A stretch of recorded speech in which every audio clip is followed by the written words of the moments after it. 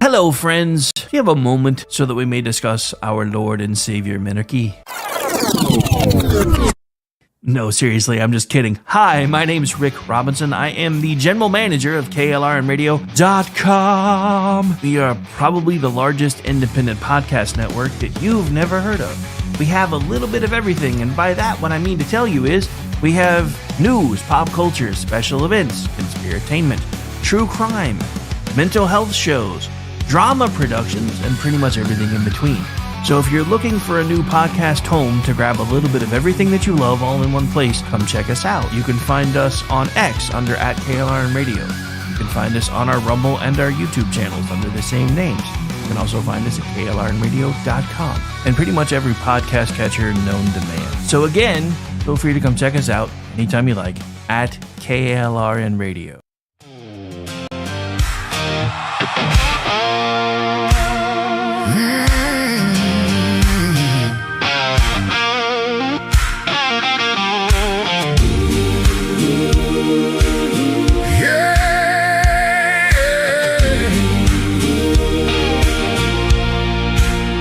I've seen the fire in our nation's eyes when anger prowls for prey.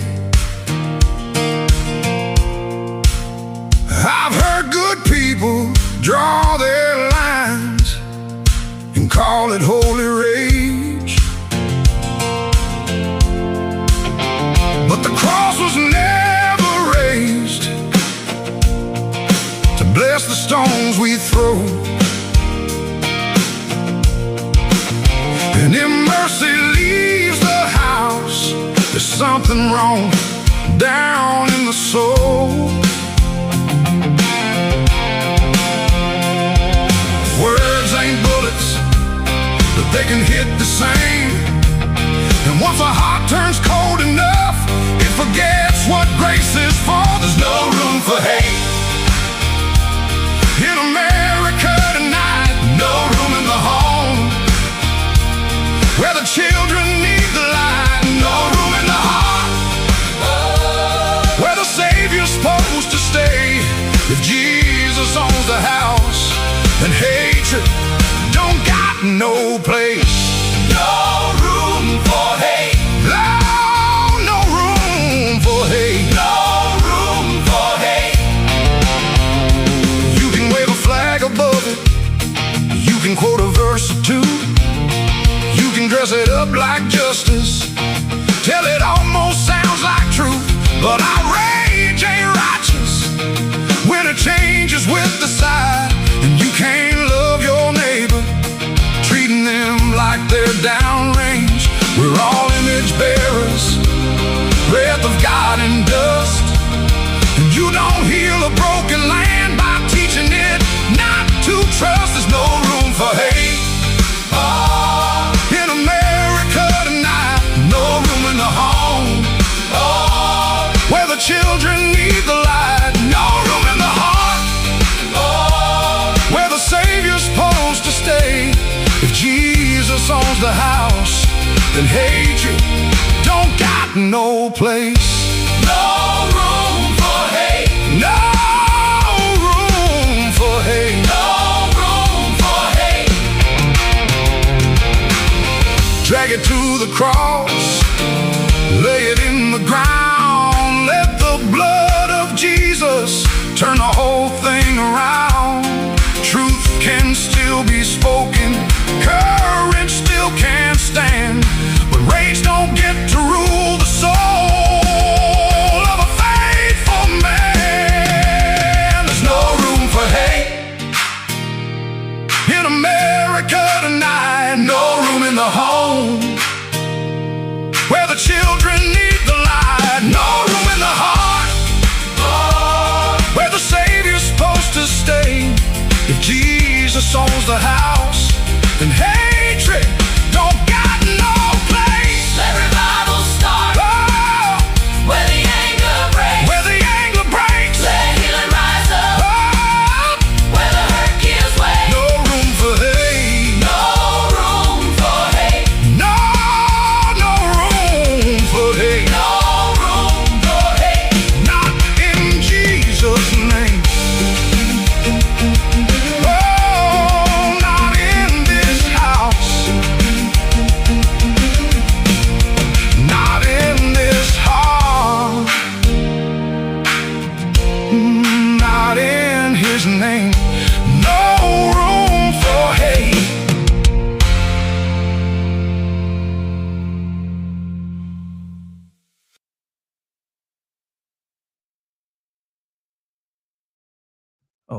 am I not? Oh, there we go. And that, ladies and gentlemen, is our latest from the KLR Radio House Band, hitting streaming services in about 2 weeks. Show will be starting momentarily. Make sure you're sharing the feeds. Got to pay a couple more bills, and then we'll be right back to start the show. My name is Rick Robinson, and it is Chat Lives Matter Day, bitches. Be right back. In uncertain times, we could use someone to lean on. Blue Cross and Blue Shield of Oklahoma will stand by you with plan options to fit your budget. If you've recently lost your job, had a baby, or moved, you can still get the healthcare coverage you and your family need. Financial help may be available for those who qualify. Call 855-452-BLUE or visit hereforyouok.com to see if you're eligible to enroll. Blue Cross and Blue Shield of Oklahoma, a division of Healthcare Service Corporation, a mutual legal reserve company. Hi, everyone. This is JJ, the co-founder of Good Pods. If you haven't heard of it yet, Good Pods is like Goodreads or Instagram, but for podcasts. It's new, it's social, it's different, and it's growing really fast. There are more than 2 million podcasts, and we know that it is impossible to figure out what to listen to. On Good Pods, you follow your friends and podcasters to see what they like. That is the #1 way to discover new shows and episodes. You can find Good Pods on the web or download the app. Happy listening. KLRN Radio has advertising rates available. We have rates to fit almost any budget. Contact us at advertising@klrnradio.com.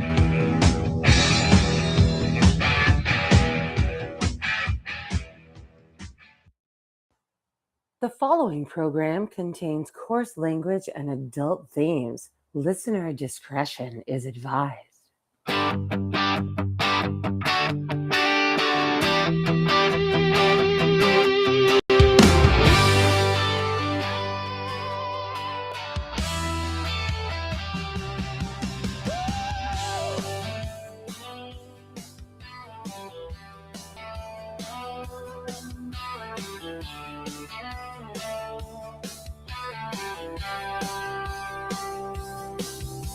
From red dirt roads to the Capitol steps, Rick's calling truth, no time for regrets. Fire in his voice, facts in his hand, talking sense to the heart of this land.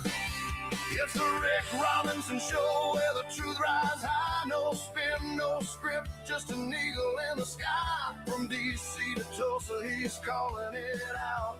Mic in his hand, yeah, he's got the clout. Heartland Radio, raw and real. Tune in, speak up, and feel what we feel. Uh-oh, guess what day it is? Guess what day it is? Huh? Anybody? It is Wednesday, my dudes. Otherwise known as Chat Lives Matter Day, right here live on KLRnradio.com. I am the opening act for Chat Lives Matter Day. We do this thing every Monday, Wednesday, and Friday, starting at noon Eastern time, right here live on KLRnradio.com. Don't forget to come back tonight.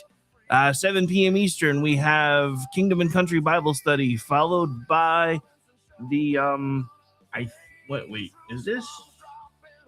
I think, okay, no, this is the first Wednesday. Sorry about that. I was doing math in my head and wasn't doing a very good job. So it'll be the Kingdom and Country Bible Study, followed by the Conservative Curmudgeon Radio Show, followed by Behind the Enemy Lines Radio, followed by the Rick and Morty Show, followed by potentially Edge of Liberty if his pooter issues have been fixed, because he was having an issue the other day and we haven't touched base. But either way, I'll probably be working until about 1 o'clock in the morning my time. Hopefully you guys will be hanging out with me during the live broadcasts. And anyway, let's get this started. I'm already rambling and there's too many things to talk about.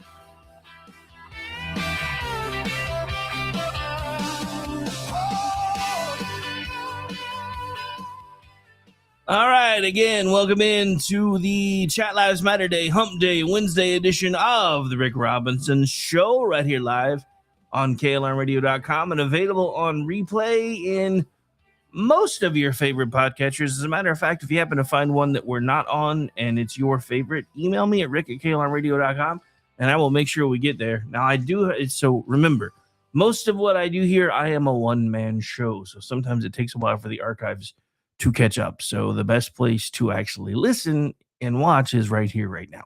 Whether that is on X, Rumble, YouTube, Facebook, whatever your flavor is, I'm okay with it. We try to put it everywhere so everybody can watch it if they want to.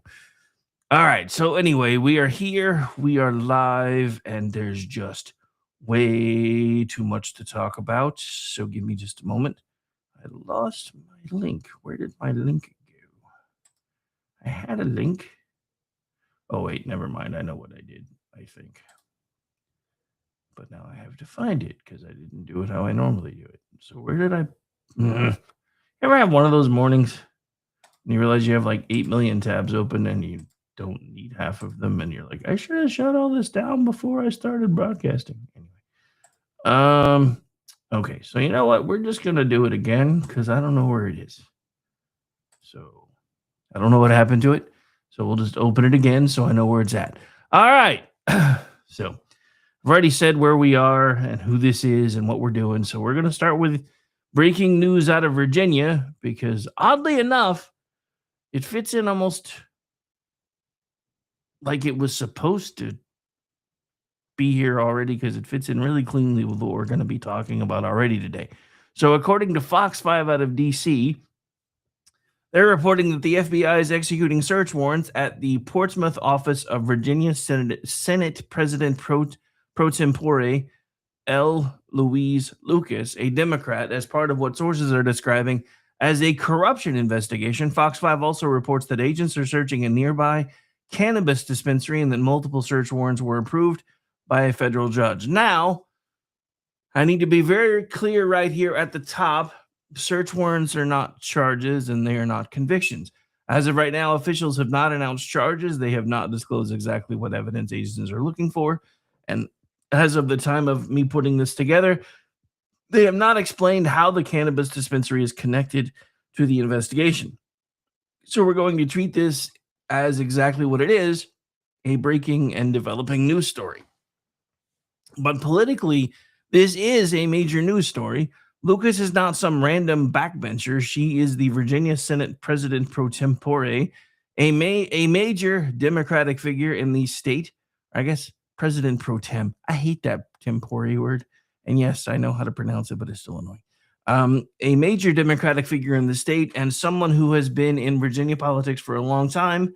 And this lands right as Virginia politics was already on my board today because of the redistricting fight and the state Supreme Court battle over whether Democrats' new map can move forward or not. So for our theme today, it's politicians talking the talk, not walking the walk, and then watching the bill come due. Virginia just moved to the front of the line based on this story because Democrats have spent years giving us lectures about democracy, process, good government, clean government, norms, institutions, all of it. Fine. If that's where you want to go, that's cool. But then the process has to matter. When maps are on the table and clean government has to matter when the FBI is at the door of one of your own. Again, nobody is convicted here. Nobody should be declared guilty from a search warrant. But the left does it all the time. But voters are allowed to notice the timing, the seriousness, and the pattern. They are allowed to say, wait a minute, the same crowd giving me the good government speech seems to have an awful lot of explaining to do, Lucy. Lucy, you've got some explaining to do. And that is where we begin today. A lot of politicians have talked the talk for years. Now, voters are forcing them to walk the walk. And for some of them, because they haven't been, the bill came due. And whoo boy, did it come due last night. From there, let's stay in Virginia for a minute because this FBI search is not the only Virginia story raising questions about process and power. Democrats there also pushed a redistricting referendum that we've been talking about for a while. But guess what? It may now be in serious legal trouble, surprising absolutely no one. Reuters reported that Virginia Supreme Court left in place, at least for now, a lower court block on certifying the results of the referendum. The High Court has not yet issued a final ruling on the merits. And that's the test. Everybody says democracy matters, even though we're not actually a democracy. Everybody says process matters, but the process has to matter even when it slows your side down. The rules have to matter even when they cost your side power. You do not get to wrap every political advantage in the word democracy and then act offended when the courts ask whether you actually followed the rules of a democracy. And that's going to be most of our opening block. Virginia gives us both halves of the problem in real time. A redistricting fight over process and power, and now a federal corruption investigation touching one of the state's top Democratic lawmakers. Does this really surprise anybody, though? Does anybody remember their AG candidate who was like threatening death to people? I think, wasn't that their AG candidate? So am I the only one really unsurprised by this? And I know I have to say this again. This is not a conviction. Ongoing court fights aren't necessarily final ruling, but the theme is already right there. Talk is cheap, governing is harder, and eventually the bill comes due. Now, this is where things get really interesting. And I hope Senator Thune is listening. I hope Senator Thune is listening. Because Indiana gives us the Republican side of the same question. Virginia is what it looks like when Democrats may have pushed too far. Indiana is what it looks like when Republican voters decide their own side didn't push hard enough. So for those of you keeping score at home, President Trump, starting with Texas, basically because we don't like to talk about this part. And I don't know why we don't like to talk about this part. But the Democrats have gerrymandered the hell out of pretty much every map they have control over. And they have been doing it for years. If you look, and we've broken down these numbers before, places like Maine have like 30-40% Republican votership and have like one person that typically holds on to a Republican seat. And does she even really count as a Republican? Oh, we got more on that later too. So yeah, buckle up because that's getting interesting over there. Oof. Anyway. I did not see this coming, and we'll be talking about it probably after the break. However, back to this story. Look, this is pretty simple. Voters are tired of politicians telling us this is what we're going to do if you give us the mantle. Then we give them the mantle, and then they don't do any of it. And then those of us that even when our own side doesn't win, we still listen to the other side saying, well, this is what we said we were going to do if you gave us the mantle. Then we're like, well, hopefully you keep your promises. And then usually they don't. However, so what happened was that, starting with Texas, because Republicans have finally decided we're going to start fighting fire with fire. Of course, it takes Donald Trump to make us want to do that for some reason, because we have this whole Marquis of Queensberry rule thing that's gone on now for forever. And we keep saying to ourselves, well, as long as we lose with honor, it doesn't really matter if we lose. And yes, according to Gene and Ross, I sound like Kermit the Frog when I do that. It doesn't sound quite like Kermit in my head. It's supposed to sound like stupid liberal, but tomato, potato. All right. So anyway, so here's the problem, though. Because in Indiana, Donald Trump was trying to say, hey, we should probably look at the redistricting there. And Republican leadership tried, and then several Republicans said nah. And guess what? Most of them, if not all of them, lost their seats last night. So several Indiana Republican state senators opposed the redistricting push, again backed by President Trump, a plan that could have helped Republicans gain U.S. House seats. Trump and his allies backed primary challengers against those lawmakers. AP reported that a majority of those Trump-backed challengers won, and that 5 senators who voted against the redistricting plan lost their primaries. That's not just the state Senate story. That is a message. Republican voters are tired of electing people who campaign like warriors and govern like milquetoast substitute librarians. Now, that line may sound funny to you, but it's also the truth. The base is not asking for poetry. They're asking for results. And that's I think the part of this, because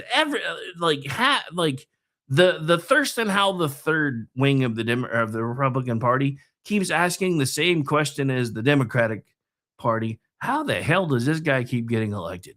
Well, they've thrown everything they can at him. Every time they think they've got him, he comes back even stronger. We can't do anything with him, and we don't want him. So how the hell is he still here? And it's pretty simple. He resonates with the American people.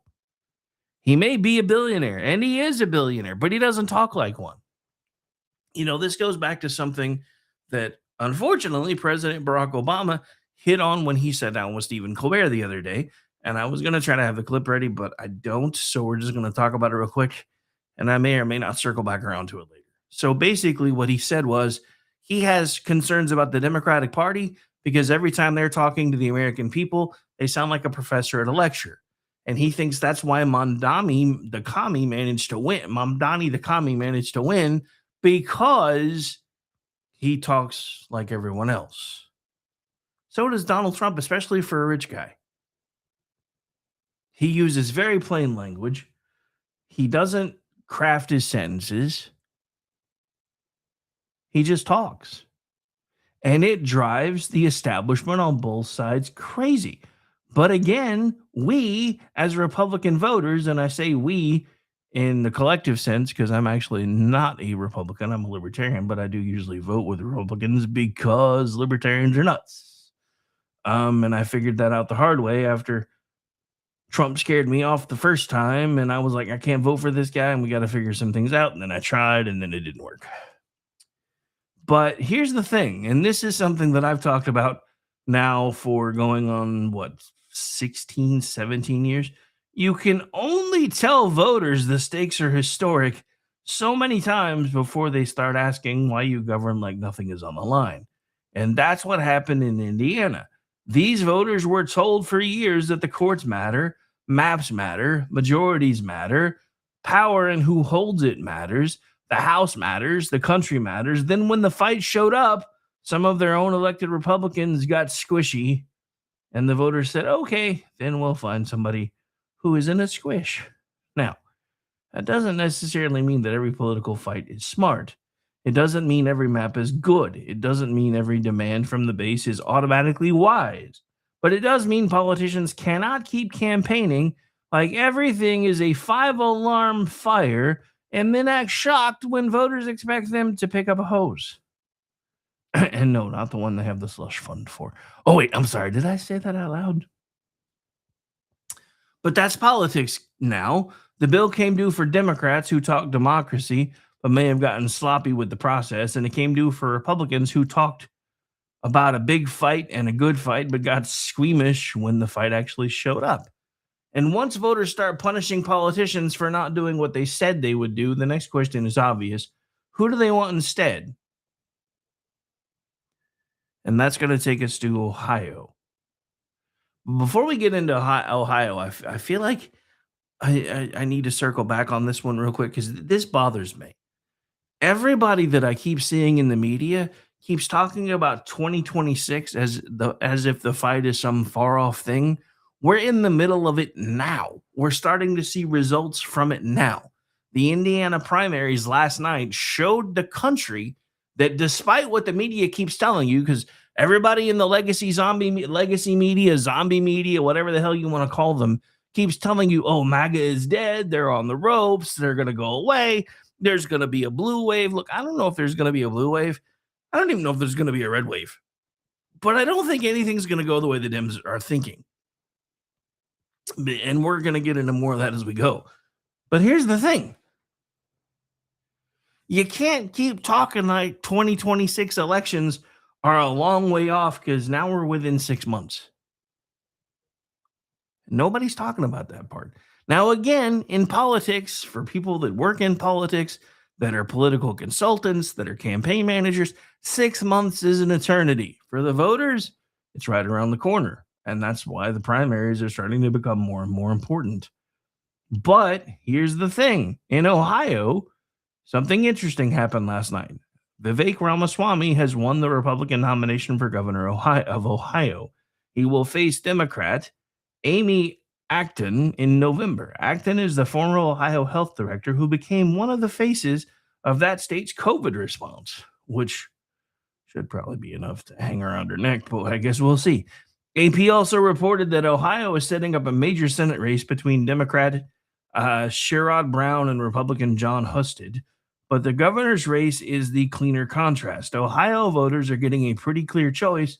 The guy who built his brand attacking the managerial class or one of the faces of the COVID era expert class. That's the race. And for anybody who didn't keep up with Indiana last night, Ramaswamy won every county in his primary. And he is by no means a conventional Republican politician. He's an entrepreneur, a former presidential candidate, a media fighter, and someone who built a national profile by taking on bureaucracy, corporate wokeness, and what he sees as the permanent ruling class. Amy Acton is almost the perfect Democratic contrast. She represents the public health expert, the institutional trust era, the we know best, stop asking questions era, because Democrats think that they should be your parents. The Democrats will present her as a steady and serious. Republicans will present her as a symbol of everything voters hated about the COVID years. And trust me, people still remember the COVID years. They remember the shutdowns. They remember the school fights. They remember the lectures. They remember the people who told them they were selfish for asking questions. They remember that COVID apparently had a height requirement because you had to wear a mask on the way to your table at a restaurant, but once you got seated, it didn't really matter because I guess COVID has a height restriction of below 4'11" or something. If you're 4'11" or below, you're probably fine. Zelda, that means you probably never had to put a mask on, but who knows? But they remember all this. They remember being told they were selfish for asking questions, for still wanting to go to church, and being arrested for outdoor activities, when in reality, with everything we now know about COVID, being outside and in the sunshine was probably one of the best things that you could have done. But hey, what do I know? That does not necessarily mean that Acton cannot make her case, because I'm sure she will. And let's face it, pretty much anywhere anymore, Democrats always stick to their guns. Now, unlike a lot of Democrat strongholds, Ohio is not necessarily a place where they can put a D on a glass of water and run it and it wins. But this is not a foregone conclusion. So the other thing that Democrats probably understand is that Republicans are not necessarily just going to let her run as another generic candidate because she's got a lot of baggage from COVID. This is going to be a fight over whether voters want to reward the bureaucracy or move past it. I don't live in Ohio, but as a not fan of bureaucracy like ever, I'm ready to move past it. How about y'all? And that matters beyond Ohio because Democrats want everything to be about Trump. That's their comfort zone. If every race is about Trump, they know the script. But the problem with that is this: they are still running on the past, not the future. And they are hoping that hatred of Trump is going to bring enough Democrats to the table. And it didn't in 2024. I don't know if it's going to in 2026 either. Because you got to remember, in 2024, they thought if they could get him convicted, they had him. He was done. And they thought they got him over and over and over again. But just like Inspector Gadget and the Claw and Dr. Claw, that never really worked out for him either. And no, I'm not necessarily saying that I viewed Trump as Dr. Claw himself, because I don't think he's nearly as evil as the Democrats have painted him to be. I don't know him well enough to speak personally about what type of person he is, but I know people who have known him and have worked with him, and they tell me that he's a pretty amazing person behind the scenes, and the same guy you get in front of the camera is the same guy you get behind the camera. And I don't know very many people that can say things like that anymore. All right, so we are going to take a break. We're at the bottom of the hour. We're going to keep this rolling on the other side of the break, though. So again, I want to thank everybody for taking the time to hang out with us. Whether you are listening, watching on YouTube, Rumble, Facebook, X, make sure you're liking the feed. Make sure you're subscribing to the feed. Remember, subscriptions don't cost you anything most of the time on X or Rumble. And we're not there yet anyway, which is why we need your help growing the platform. They tried to quench the fire, drown it all in chains. tried to break our will and wash away our names, but every spark they buried only fed the flame. Now the cry of freedom's roaring through the rain. Hear the cry of freedom on the winds of change. Every voice united, breaking every chain. We were born to stand and never bow again. Let the fire of liberty forever reign. Forever reign.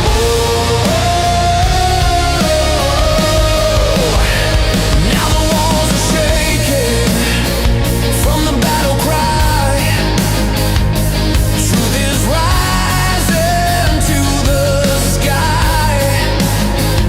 Every soul that ever felt the weight of chains feels the fire of freedom in their veins. No more chains, no more lies. Hear the thunder as we rise. Freedom's call won't be denied. Now the fire burns worldwide.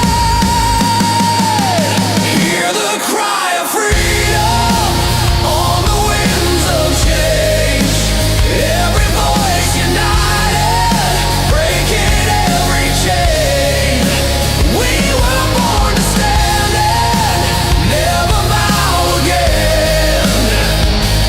Let the fire of liberty forever reign. Let the fire of liberty forever reign.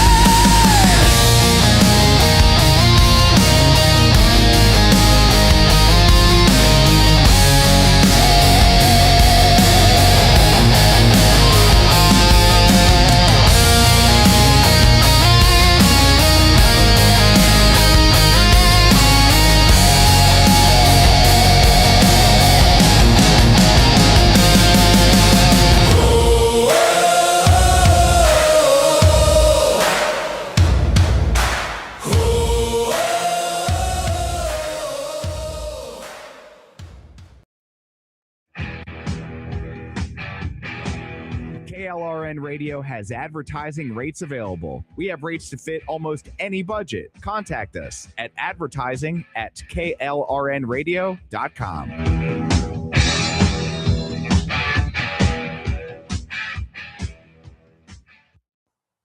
The following program contains coarse language and adult themes. Listener discretion is advised.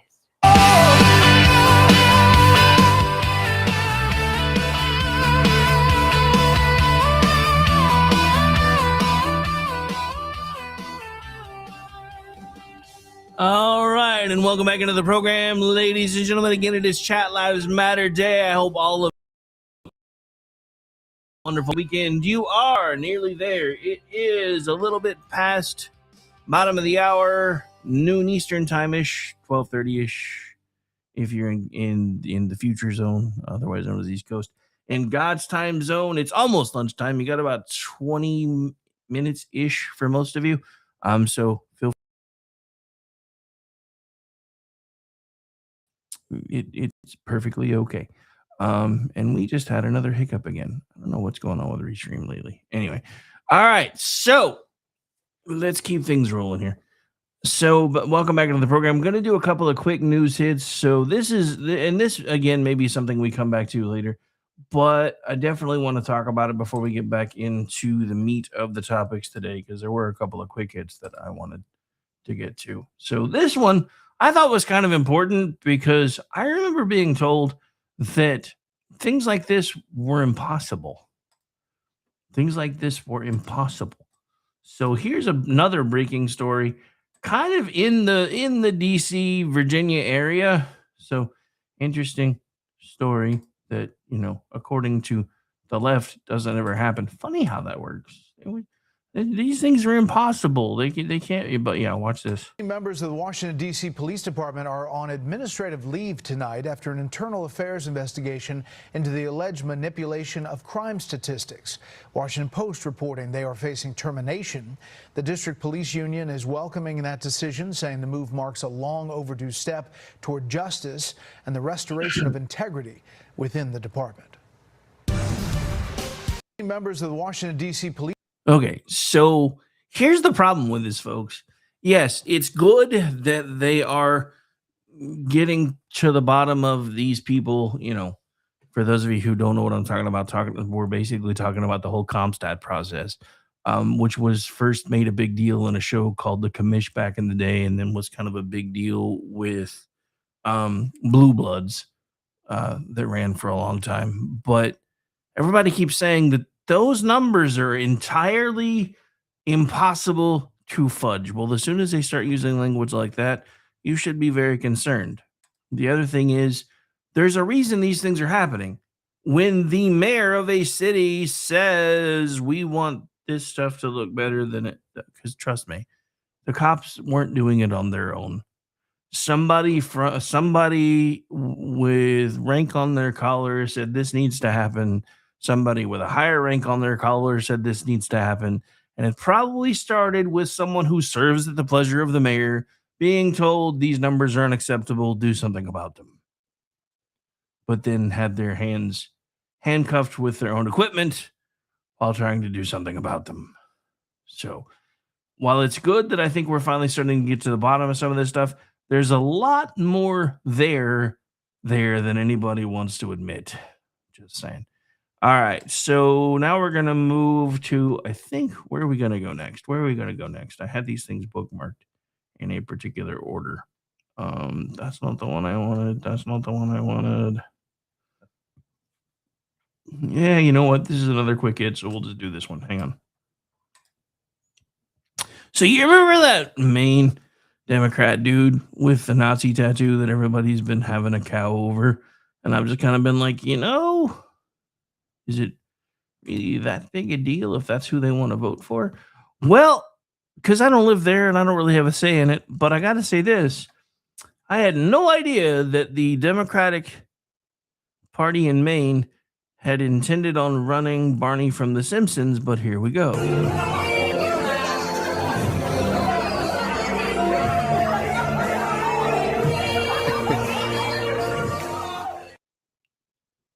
All right, so in case you don't know who that is or what's going on, and since I've probably scarred you for life now, let's discuss, shall we?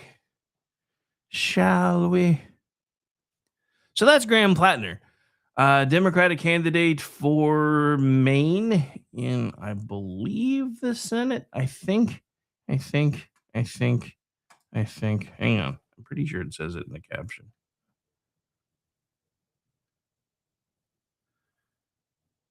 Yep, the Maine Democrats want this man to be a United States Senator, and the first thing I thought of when I saw this video clip was, oh my God, it's Barney from The Simpsons without a shirt on. But hey, if that's who Maine wants, who am I to judge? All right, so here's another little interesting side note. This is from none other than Barack Obama himself. He put this out 2 hours ago. Michelle and I can't wait for you to visit the Obama Presidential Center. Starting on June 19th, the center will be open to the public, and you'll be able to check out the museum along with public spaces like a new branch of the Chicago Public Library with a reading room, a 2-acre playground, a fruit and vegetable garden, and more. Tickets are available at tickets.obama.org. But please don't forget to bring and he didn't put this part down, but I'm going to save you some time. Please make sure to bring a valid ID when you go to the Presidential Center because they require ID for you to get in, but they don't want you to have to show an ID to vote. Make that make sense. Yeah, BZ in the chat. Good morning, sir. I'm actually with you working so late. I wasn't sure you were going to make it today, but I'm glad to see you. Yeah. So, yeah, again, Barney from The Simpsons, I did not have him on my bingo card for 2026 as a Senate candidate in Maine. Here we are. Although I guess that's probably slandering Barney from The Simpsons because I'm pretty sure Barney's not a Nazi. I'd have to find a better analogy for that one. All right, so let's see what else we can get into. All right, so in another quick hit news around everything, we got to talk about this because this was happening last night, and I almost did a breaking update on it, but I didn't really. There wasn't really enough there that anybody was talking about for me to build a show around it. But it's definitely something we can talk about today because remember how I mentioned Mamdani the commie a minute ago? Yeah, here's his New York City in action last night.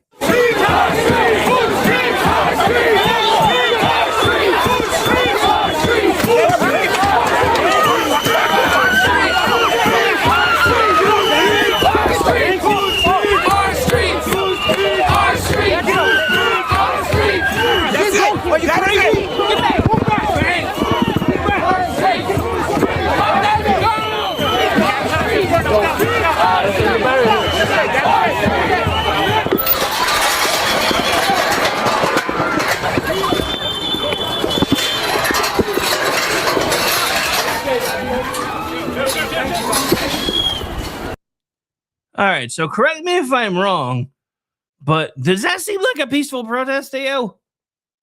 Remember that's where these lines always get drawn, right? Is cops aren't supposed to do anything because it's peaceful protest.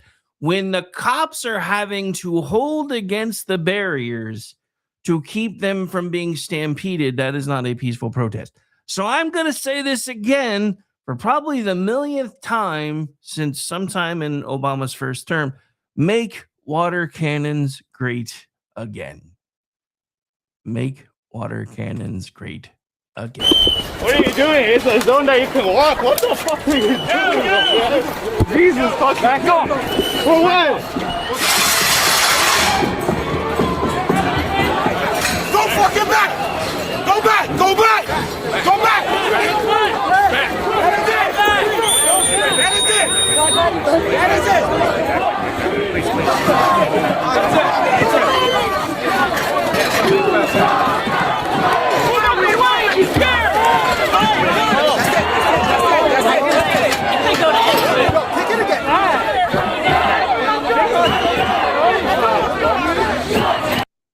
Gonna say this again. Terrorists don't deserve civil rights.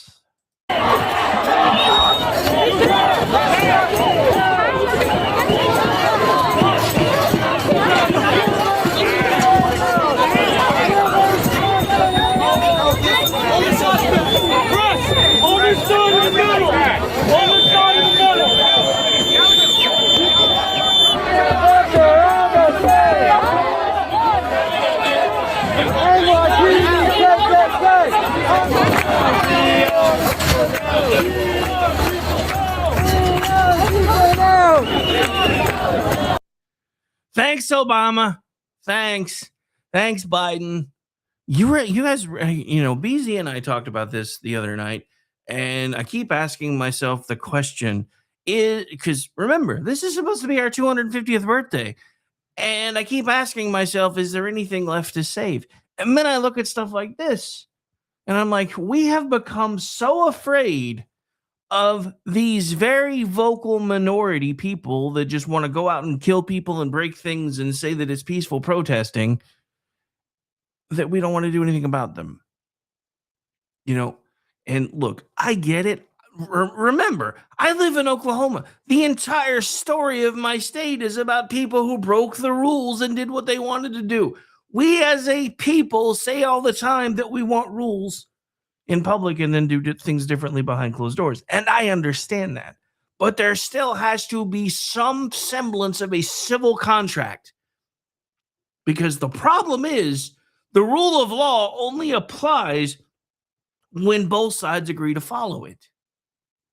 And one side, more and more, is being told that they don't have to follow it. It's not a big deal if they do these things because they're just venting. Their life hasn't been easy. their life hasn't been fair, which is crap. Because most of us do the right thing all day, every day, no matter who's watching. And then we watch all these people doing whatever the hell they want to do, whenever the hell they want to do it, going in with flash mobs, mugging stores, and just emptying them out like locusts. Hell, I saw a story the other day that an alderman out of Chicago is trying to sue Walgreens for leaving because they can't afford to keep the store open because they keep being robbed. It's because of stuff like this.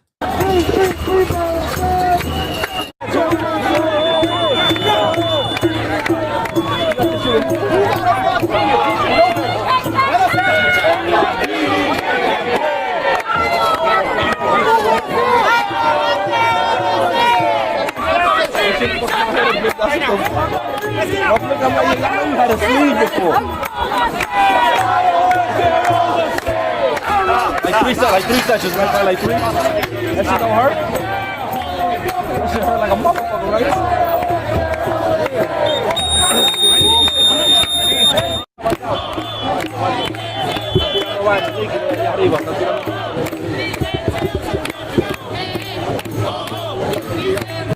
Okay, so I don't actually know what's going on in that part of it, so I'm probably going to pull away from this now. But this is the stuff that just drives me insane. Because I'm going to say this again. There has always, up until now, been a social contract in this country between most of us and our government that we are willing to follow the majority of the rules. And I understand how crazy that sounds when you realize how this country was founded, how a lot of different things that happened because there were rules for war when we tried to secede from Great Britain, and we said, rules? War? Who needs those? Let's just go stab them all in their sleep. I get that. I really do. So I can see both sides. But the problem is, when this is the result, there has to be something that we can do. There has to be something that we can do. There should be no reason, because my first question is, does this group of people that are supposedly protesting, did they procure a permit? Because if not, guess what? Based on current New York City ordinance, that is then therefore an unlawful assembly. There's a reason we have these policies and procedure in place.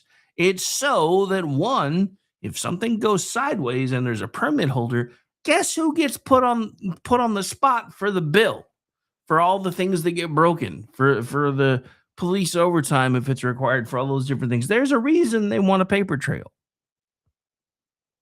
But there's also a reason why Mom Donnie no longer seems to want that paper trail. Because let's not forget, he's one of those people. And I don't say that in the racist sense.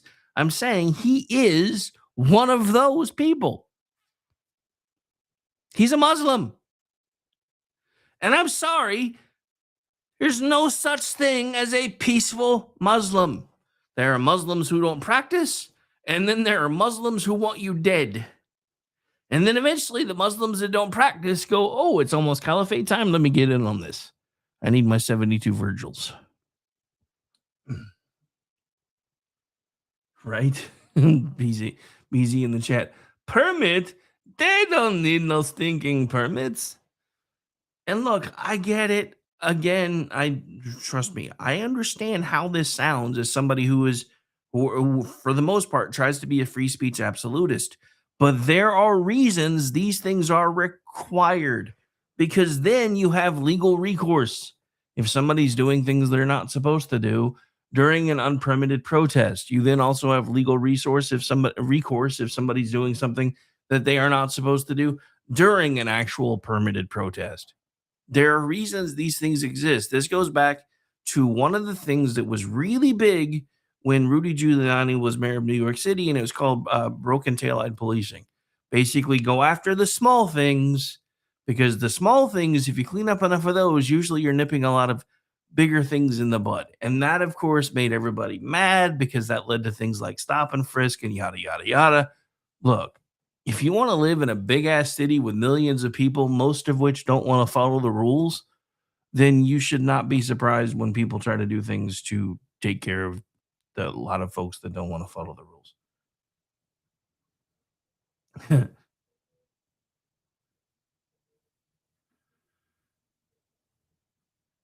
Yeah, broken windows, broken taillights. But that's always been a thing. It's always been go after the low hanging fruit because a lot of times when you go after the low hanging fruit, you find something else. As somebody that used to do this kind of work, this is one of the things that drives me nuts about the media. I'm so tired of always hearing them talk about how there's routine traffic stops. First of all, there's no such thing as routine traffic stops. None.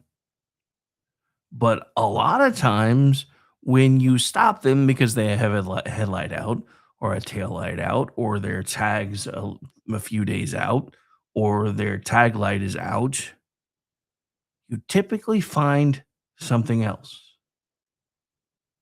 And that becomes important because by using the low-hanging fruit that you have access to, you are stopping a lot of other crimes from being committed. But of course, since the cops are now the bad guys and the cops are the Nazis, hell, you heard it in that video. NYPD, KKK, make these assholes go away. I'm pretty sure that's what it said. It was kind of muffled, but I'm pretty sure that's where they were going. But yeah, so anyway.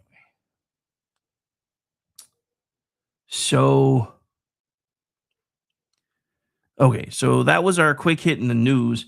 We got to get back to the stuff that we were talking about before the break, because again, we were talking about Ohio because Ramaswamy won last night. And of course, the Democrats, and especially the ones involved in gubernatorial races, want everything to be about Trump because that's their comfort zone. If every race is about Trump, they know the script. They know the tone. They know how to scare the voters back into line. And it's interesting that this comes up tonight because this is today because this is Kingdom and Country Bible Study night on KLR Radio starting at 7 p.m. Eastern. And we're going to be talking about that spirit of fear. And then Monday night, we will be talking about that from a political perspective on America Off the Rails. That's the show that I planned on doing Monday, but felt like crap Monday night after doing the morning show. So still got that one on the books too. But here's the thing. Voters aren't thinking about Trump, at least not completely, because unless some sort of magic rabbit gets pulled out of the hat, he isn't allowed to run again. They are thinking about their schools. They're thinking about public safety and the fact that everybody's being told to hate police now. They're thinking about their grocery bills, gas prices, immigration, housing, energy, and whether anyone in government learned anything from the last several years. Ohio becomes a test for that question. Did the people in charge learn anything, or are they just asking for the keys back? Ohio gives us one big race, but the bigger warning for Democrats is that some of their usual voters may not be as automatic as they used to be. Now, this is from Axios, by the way. Axios reported this week that Republicans see an opening with black voters, especially as younger voters become less tied to traditional party loyalty. Red State framed that as legacy media finally being forced to notice what right of center outlets like this one have been talking about for years. Black voters, especially younger black voters, and especially black men, are not behaving as predictably as Democrats, as predictably democratic as they used to. Now, we can't overstate this. The story is not that black voters are suddenly Republicans, because they're not. The story is that some voters, Democrats counted as automatic, are starting to look around. They're starting to take a little tiptoe off of that voting plantation that the Democrats have built for them, which is honestly the biggest reason you're seeing them have a meltdown over what's happened with the Voting Rights Act in Louisiana.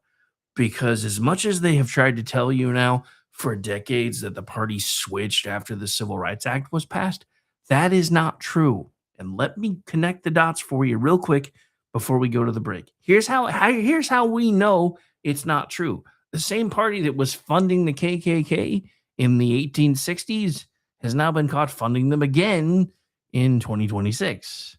The same party that was famous for plantations stopped making them with land partitions and started building them with voter maps.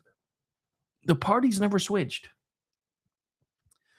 The fact that so many Democrats, when they're supposed to be the party of the thinking class, can't see who they truly are and what their actual candidates and eventually elected officials want, it's because they don't want to see it, not because it's not there. And I'm not saying Republicans are completely innocent in all this either, but I'm saying every step forward in history that the Democrats want to tell you never really happened was started by a Republican. And a Republican-led Congress, Republican-led Senate, Republican president, and even all the way down to the state house levels. Most civil rights gains were done because of Republicans, not in spite of them, but because it was usually a Democrat crowing the loudest after it got done. They were the ones that got all the credit. Let's not forget that a grand wizard of the KKK was a sitting senator for years on the Democratic side. Well, after Reconstruction and everything else. So this is why the Democrats are scared. The Democratic coalition depends on certain groups voting in predictable ways at predictable margins. Black voters, Hispanic voters, young voters, union households, suburban white women's. Hang on. I know. I gotta. Hey, where are the white women at? Because it's what the Democrats are. Well, up until the last election, that's what they were kind of asking, because they were even starting to lose them. And then I because of the whole Roe v. Wade thing, they got scared back onto their particular brand of plantation. Anyway, so anytime the Democrats start trying to look at their coalitions, they build all their math around those assumptions. But voters can leave. Although, especially if you're a person of color and you leave the Democratic Party, you're called an Uncle Tom. That alone becoming a slur should have told everybody, because I remember this, and I don't know why it stuck with me, because I was a kid when this episode came out, but I remember an episode of The Jeffersons where George was screaming and yelling about, black people, and said something about, I don't remember who it was, but he said somebody was an Uncle Tom. And this is the part that stuck with me, because the person that he was complaining to, I think it was because he said he thought he was going to be called an Uncle Tom. And then the person that he was complaining to said, well, George, we would never call you that. And here's why. And then they gave the history of the character of Uncle Tom, who was actually based on an African-American slave who, before Harriet Tubman, managed to escape to Canada and started building an underground railroad into Canada. So that's the thing. They take everything and they twist it. And then because they tell you what to think and they tell you what you need to know, you, for the most part, don't do any checking on your own. The problem that they're running into now is, I say this all the time, we now have as much computing power in our pocket or more than got us to the moon in the 60s. And we have all the information we would ever want at our fingertips. And sadly, this means they don't have the information stranglehold that they used to, which is why more and more people are starting to leave. For decades, Democrats treated certain communities like inheritance and property. These voters are ours. These neighborhoods are ours. These churches are ours. These margins, yeah, they're all ours. But at some point, people start asking a very plain question. And this, I'm stealing from Eddie Murphy. What have you done for me lately, Eddie? Not what have you promised, not what have you accused the other side of doing, not what historic loyalty do you think someone owes you. What have you actually done? That's where things get dangerous for Democrats. Identity politics works best when voters feel trapped. It works best when the pitch is, you may not like us, but the other side, they hate you. And that has been their sales pitch for a long time. But the question becomes, have voters stopped believing that? We'll get more into that when we come back. Again, my name is Rick Robinson. This is my show, And it is top of the hour, so we do have to take a break. Stay tuned. Make sure you're sharing out the feed. Hey, I see a Denny siding in the chat, and we're going to get this rolling here. So be right back. Hello, friends. Do you have a moment so that we may discuss our Lord and Savior Minarchy? No, seriously, I'm just kidding. Hi, my name's Rick Robinson. I am the general manager of KLRNradio.com. We are probably the largest independent podcast network that you've never heard of. We have a little bit of everything, and by that, what I mean to tell you is we have news, pop culture, special events, conspiratainment, true crime, mental health shows, drama productions, and pretty much everything in between. So if you're looking for a new podcast home to grab a little bit of everything that you love all in one place, come check us out. You can find us on X under @KLRNradio. You can find us on our Rumble and our YouTube channels under the same names. You can also find us at KLRNradio.com and pretty much every podcast catcher known to man. So again, feel free to come check us out anytime you like at KLRNradio.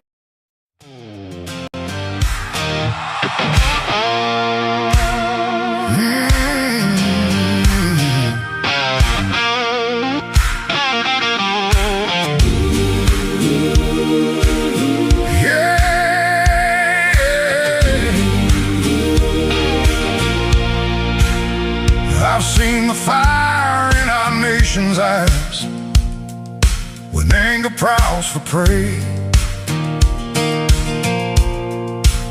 I've heard good people draw their lines and call it holy rage,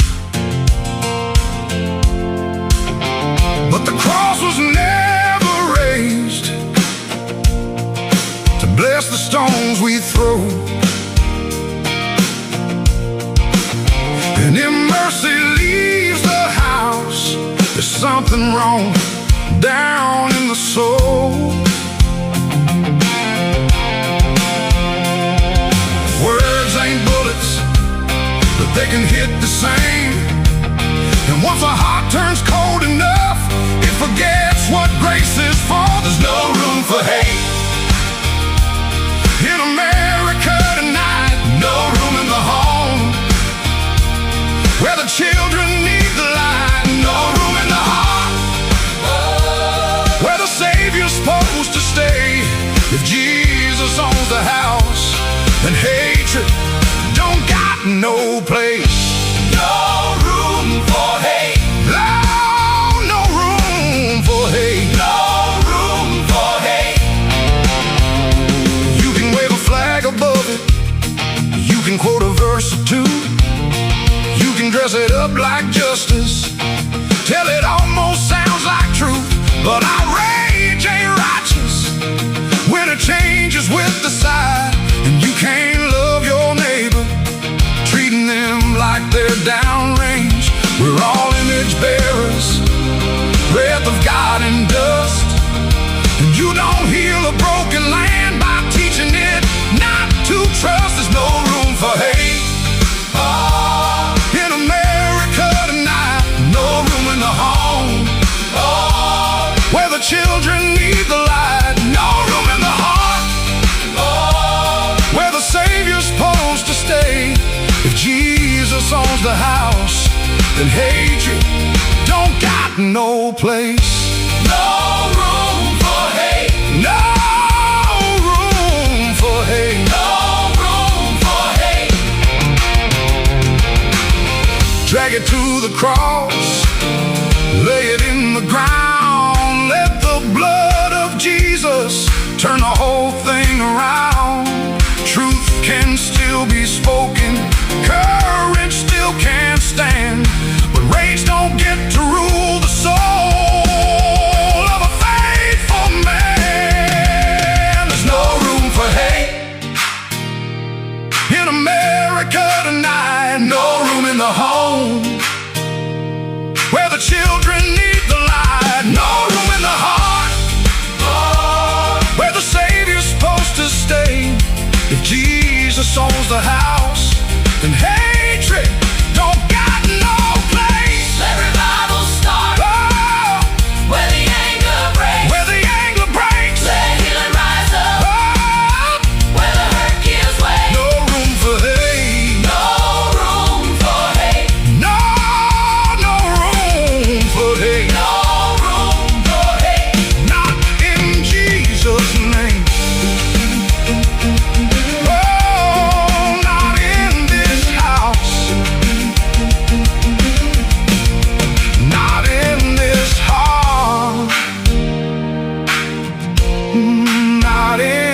his name.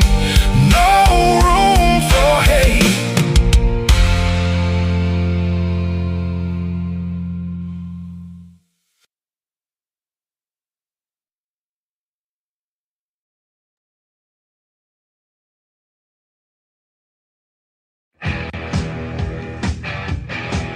KLRN Radio has advertising rates available. We have rates to fit almost any budget. Contact us at advertising@klrnradio.com.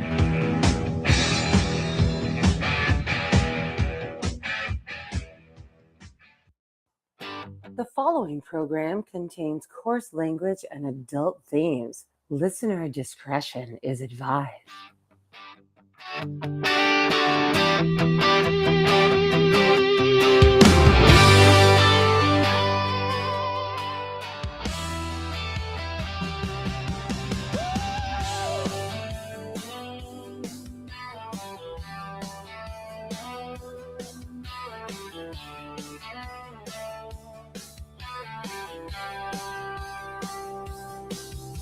From red dirt roads to the Capitol steps, Rick's calling truth, no time for regrets. Fire in his voice, facts in his hand, talking sense to the heart of this land. It's the Rick Robinson Show, where the truth rides high. No spin, no script, just an eagle in the sky. From D.C. to Tulsa, he's calling it out. Mic in his hand, yeah, he's got. Uh-oh, guess what day it is? Guess what day it is? Huh? Anybody? It is Wednesday, my dudes. Otherwise known as Chat Lives Matter Day, Hump Day, Wednesday, and we are halfway through the workday, especially if you're in God's time zone. If you're in the future time zone, meh, and especially if you're living in the past, sorry about your luck. Anyway, so we're here, we're live, and it is, of course, as always, every Wednesday is Chat Lives Matter Day. No matter what Politibunny used to say, we love our chat members, and thank you so much for those of you that are hanging out in the chat. For those of you who may not know or maybe new around here, all of our chats are open. I know a lot of folks, when their shows get to a certain point, they start locking chat where you can only do it in one or two places. We don't do that yet. I don't know if we ever will. Anyway, so we're here. We're live. And still got plenty of things to talk about. All right. So we opened with this, but there's been some updates, so we're going to get back into it. Again, want to thank everybody for taking the time to hang out with us. All right, I kind of want to leave that playing in the background while I'm fidgeting here. But anybody remember this? Because if you're just joining us, you might have missed a bit of an update because, reasons. So if you missed it, the FBI has issued search warrants for the Virginia Senate President Pro Tem Louise Lucas. Her district office in Portsmouth is part of a corruption investigation. According to a person familiar with the matter, the FBI itself would only confirm it was conducting a court-authorized search warrant in Portsmouth and said it was an ongoing investigation. AP also notes that Lucas helped lead Virginia's recent redistricting effort, which keeps this tied to one of the stories that we've already been talking about today. According to Fox 5, Fox-linked reporting says agents also searched a nearby cannabis dispensary, and Fox describes the probe as involving alleged corruption and illegal marijuana sales. Ruh-roh, Raggy. Fox also reports Lucas arrived Lucas arrived while these searches were happening and said she did not know what agents were doing there. Still, there have been no charges announced at this time. The exact target scope of the investigation is not yet public knowledge, and we are not saying that she's guilty of anything because it's only search warrants, but that's because we try to be better than the left. Anyway, so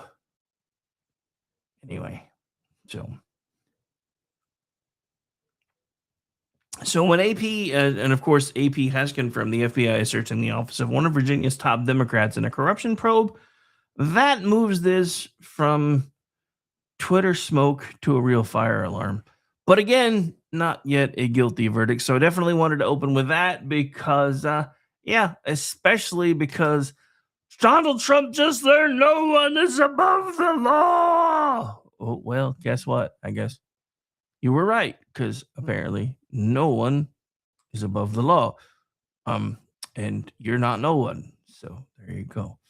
All right. So sorry. I know she hasn't been charged with anything, convicted yet, but let's face it, the left does everything in court of public opinion. And as much as that pisses me off, as Spock once said to Savick, sauce for the goose. Just saying. All right.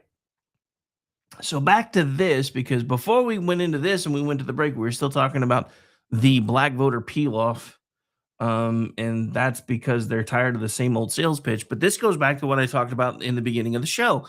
Politicians promise us things all the time and then never deliver. And look, I don't expect them to deliver on 100% of their promises, because I understand how the world works.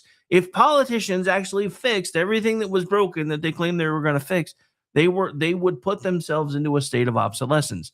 If government actually did its job, we wouldn't need them anymore. And for those of you who don't know what obsolescent means, it means outdated, but still a little useful, not completely obsolete, is basically the layman's definition for that word, to try to break it down as best I can.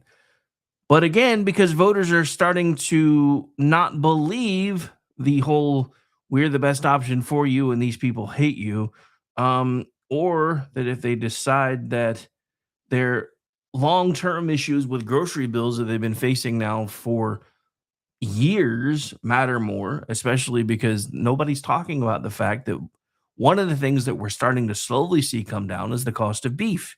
And that's because Donald Trump's administration has been undoing a lot of stupid crap that Biden's administration has done. We're seeing very high gas prices, but I would like to remind you of why we're seeing those high gas prices, because the same people that are caterwauling about them now wanted me and you to pay anywhere between $6 per gallon for gas, or closer to what Europe pays, all the way back to Biden and even Obama, because they were worried about penguins. They were worried about the environment, and oil is bad for the environment. Never mind the fact that it is a plentiful resource, unlike what the Rockefellers started trying to tell everybody way back in the day, because it helped make them rich. Ooh, if we make people think this stuff is scarce, we can charge them whatever we want to charge them for it to get it out of the ground. But look, I don't like seeing oil by the barrel at $100 either. But what I really love seeing is people that don't really understand how inflation works saying, well, when it was this high 20 years ago, gas was only 3 something. Now it's 4 something. With what our dollar is worth now between what it was worth 16 years ago, you're lucky it's not 8. And the reason it's not 8 is because Donald Trump. Donald Trump has made us energy independent again. We are actually making money off of oil right now because of how expensive it is. Because the thing about it is, there's this delicate balancing act, and it's talked about really well on Landman. There's a scene where he's yelling at the radio because they're talking about how low oil prices go. And he's like, this just proves you morons don't know what the bleep you're talking about, because oil can be this low and we still make money at it.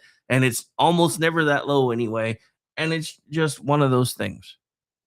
And it is, because these people have found efficient ways to get to it. It doesn't cost them nearly as much to get to it as it used to.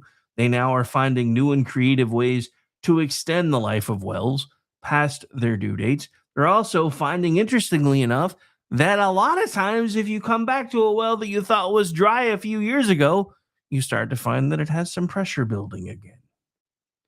Because this isn't a finite resource.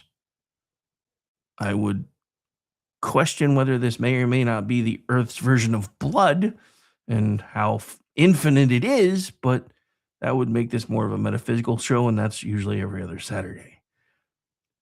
But again, back to this whole thing, because where this all started is the left's premise to voters has really started to wobble. I think this is especially true with younger men, especially including younger black men and younger Hispanic men. A lot of them are not interested in being talked to like victims. And that's been the left's shtick now for years. This is all the white man's fault, and we're going to make it better for you. They're not interested in being scolded by people who think masculinity is a public health crisis. They're not interested in being told that ambition, faith, family, work, and national pride are somehow suspicious. And here's another little interesting tidbit that just broke yesterday. Puerto Rico just passed a bill that is now a law, I believe. I think it's already been signed, stating that life begins at conception. So just like that, ladies and gentlemen, Democrats are no longer going to be pushing for Puerto Rico to become a state. Now, for one-issue Republican voters, they may start pushing for it. I would caution them, though. Just saying. Because, again, they are not interested in being told that all of the things that concern them, including being proud of who they are, even proud of where they came from to a degree, especially if they're not from here, but proud to have made it here and done so the right way, that's all now apparently a bad thing. They want opportunity. They want respect. They want safety. They want to be treated like citizens, not demographic props. That gives the Republicans the opening they've been looking for, but only if they don't get lazy. And unfortunately, more often than not, my side gets a little lazy. Which is odd when you think about it, really, because we're supposed to, every time everybody jokes about election day, well, our side will show up later because we got to work up. You still have to talk to people like human beings. You still have to offer something better. Then at least we're not those guys. But again, the opening is there. The question is, are the GOP going to be able to capitalize on it? Do they understand enough about what's going on to be able to capitalize on it? Or do they even care enough to try to capitalize on it? And I'm going to say most of the establishment, probably not. Again, Democrats talked for years like they owned entire communities because they felt like they did. Now some of those voters are acting like free people because they are. And it looks like that bill might be about to come due for the Democrats too. And this is where politics gets real. People don't live in polling charts. They live in neighborhoods, towns, cities, and public spaces. That's why the next bit we're going to be talking about is we shift a little bit local here. That's why this matters, because the Oklahoma public safety story matters. Here in Oklahoma, the Arcadia Lake shooting is now even worse than the first reports. AP reports that one person has died. 22 others were injured by gunfire or shrapnel after a shooting at a weekend lakeside party in Edmond. Police say the party was promoted on social media, drew young adults, and was held at a public park pavilion without a required reservation. Authorities believe the violence began after a fight, and no arrests have been made as of this report. That is not just a crime story, that's a community story. A public space, young people, a crowd, an argument. Gunfire erupts, bystanders hit. Now we have a young woman who's no longer with us. People do not want a 5-point academic explanation when shots are flying at a public gathering. They want to know someone is in charge. That's not unreasonable. That's not extreme. That is not some dark authoritarian impulse. That's just actually how civilization works. Can your kid go to a lake? Can your family go to a public event? Can young people gather without chaos taking over? If what we saw in New York City last night is any indication, probably not. Can law enforcement respond? Will they bother to respond? Can communities enforce basic standards before everything goes sideways? The political class loves to leave the arguments in abstract terms and using abstract language. They love stakeholders. They love root causes. They love community investment. They love phrases that sound like they came out of a grant application written by a committee of people who never answer their own phones. So fine. Have the conversation, but people also want the shooting to stop. That's not complicated. And I'm going to say this again because we don't have a gun violence problem in this country. We have a heart problem in this country. Half of the country has been told it is okay to hate the other half. And that goes for both sides. I don't know how to fix that. I don't know if we can fix that. But this is what ties everything back to everything we've been talking about today, Because if politicians tell us public safety matters, then public safety has to matter before the press conference. It has to matter before the tragedy.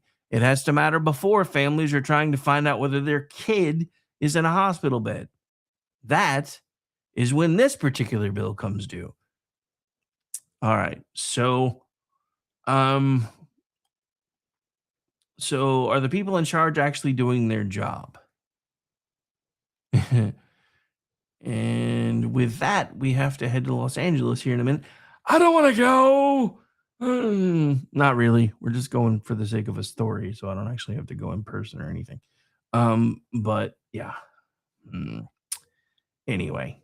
So yeah, we're going to head to Los Angeles, where City Hall is apparently trying to fight federal immigration enforcement with signs.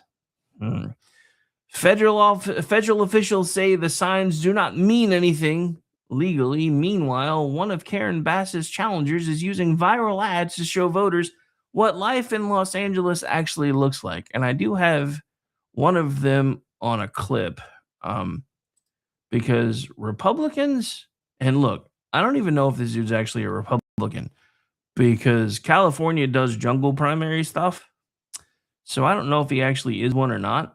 But even if he isn't one, Republicans, please take note. This is how you kick ass and take names. Right here. Because this is an amazing video, and it only runs for about 1 minute and 40 seconds.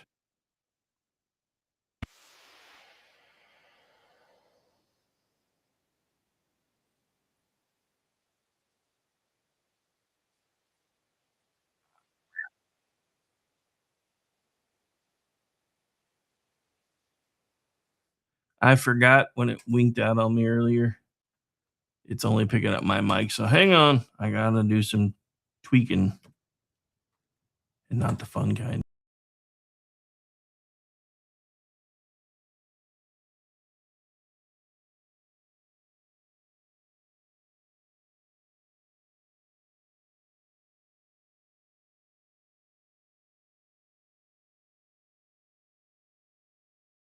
So let's see if we can make this work now. I hope. Because I was waiting for somebody to say, there's no sound on that, right? Well, I didn't then, but I do now. All right, let's try this again.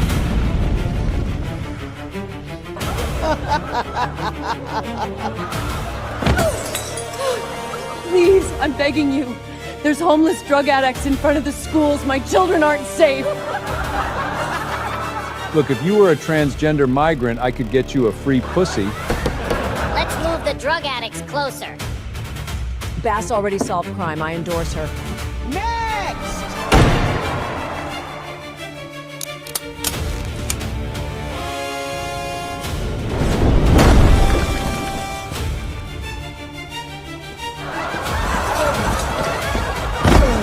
Please, I just want to rebuild my home. It's been over a year.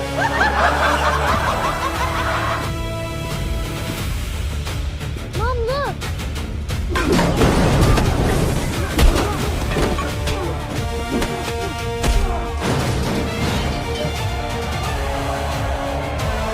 This is a machine. If we want to burn this town to the ground, Pull through that! I feel so close. You can do it, Spencer! Now.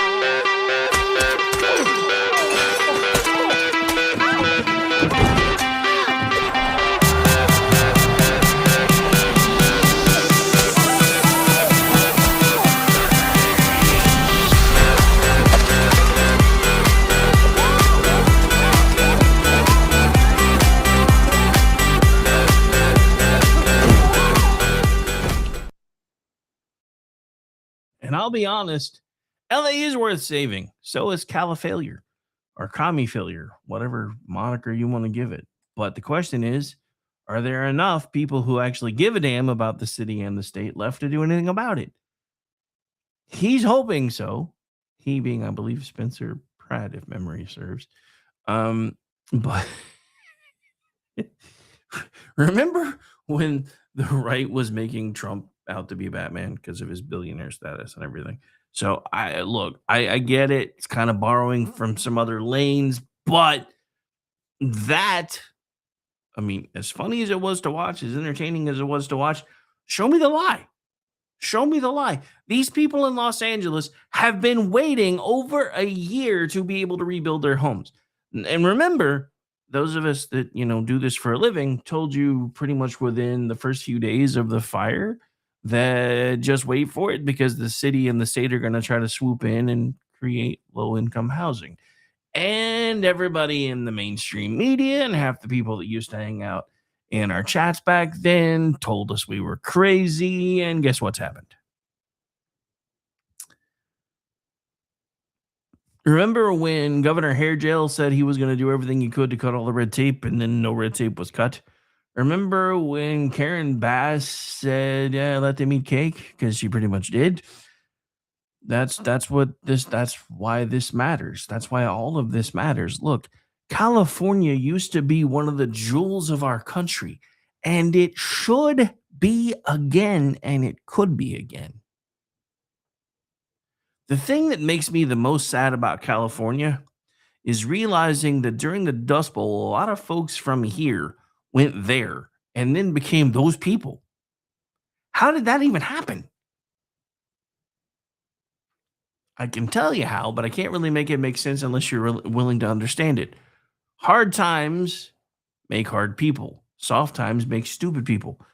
For most of the last 20, 30 years or so, we really haven't had too much to worry about. We've had plenty. We've had abundance. I mean, hell, compared to the rest of the world, even our poor are rich. That's why I keep saying, when the Democrats keep hornswoggling you with this whole, we're only going after the 1%, they keep telling you, or they keep forgetting to tell you that the 1% they're talking about isn't the 1% you're thinking of. Because they're talking about worldwide. Guess what? Even our poorest people are in the top 1% of the rest of the world. And that's the part that they never really want to talk to you about. But since we're in California, let's go to this. Does everybody remember disgraced candidate Eric Swalwell? Because I remember. So does Pepperidge Farm. But you might not know this, because this is kind of big. And this just proves how dumb all this crap really is. Here we go. The New York Times wrote about Eric Swalwell. We know he's a disgraced congressman, not in your party, other party, but same state. They said this, that Mr. Swalwell is still to this day using Snapchat as recently as this week. Swalwell communicated directly with a former intern on the app and asked her why she took a screenshot of his chat history. Why is he still messaging interns on Snapchat? Because he's sick in the head and he's arrogant. This is what these politicians become. They go to Washington, they get in that culture, and they think the law doesn't apply to them and that they can act. Okay, so I'm not trying to be that guy, but I think this guy sounds just about as low T as Swallows well. Not a nice thing to say. Gonna let the tape play on, but had to be boorishly and break the rules and treat people with utter disrespect. That's the epitome of the Washington do as I say, not as I do culture. But the reality is also that the Democrat Party protected him.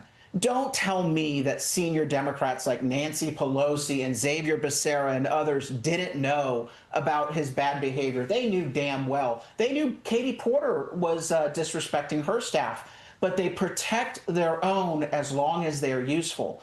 When Democrats got worried that they were going to get locked out of the governor's race in this primary, they decided Swalwell and Katie Porter were no longer useful to them, and that's why they released the damaging information. It's corrupt, Kaylee, and they know that they protect these bad actors until they're no longer useful. And I'm going to say that again for those of you that might have missed it. The only reason Swalwell got thrown under the bus is because he wasn't useful anymore. They thought that he was going to get them locked out of the primary because California has a jungle primary, which means it doesn't matter what the letters are behind the names of the top two vote getters. The top two vote getters, whether they both be D or both be R, or even a mix somewhere thereof, they still get to go to the primary. or not the primary, but the general. So they thought Swallowswell was going to lock them out. And all of this that's come to light still may, because the thing about Swallowswell, he's pissed, so he's taking people out on the way with him, which, yeah, not my circus, not my monkeys, but I do want to pop some popcorn while I watch what's happening. I don't know about y'all. All right, so we've got plenty of stuff to get through still. We may not even get to a lot of the stuff that's on my in my notes for the day because I over-prepared, which sadly is kind of my thing anymore. It's funny, I used to make fun of G for coming and doing a show with like 20, 30 pages of notes. Then I started actually paying attention to the notes that I was taking, and it winds up being 20, 30 pages of notes. Anyway, all right, so because I know for a fact y'all had a really rough night, looking at you, NYPD, we're going to play this one at the break in case anybody out there is listening. A lot of us still care about our first responders. And here's one for you guys. We'll be right back.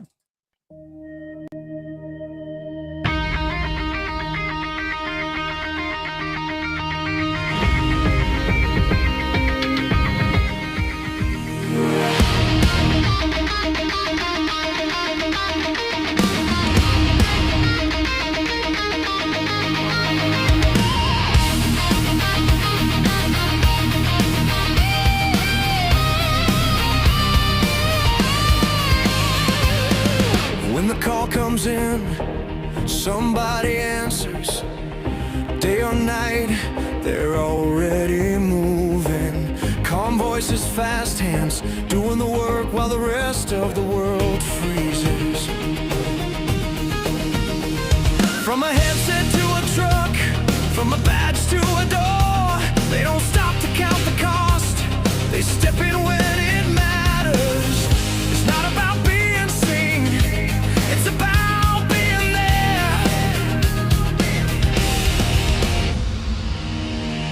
They're holding the line when the lines go dead, standing their ground when the world goes dark. They're the calm in the chaos, holding the line through the fire, the flood. When everything falls, they don't ask why, they just answer the call. Always standing in the gap for us all. Before the sirens faded, before the scene is clear, someone's already making sense of the moment. Keeping people alive, keeping things from getting worse. Some run toward danger, some stay behind and hold it together. Different roles, same weight, same promise to show up.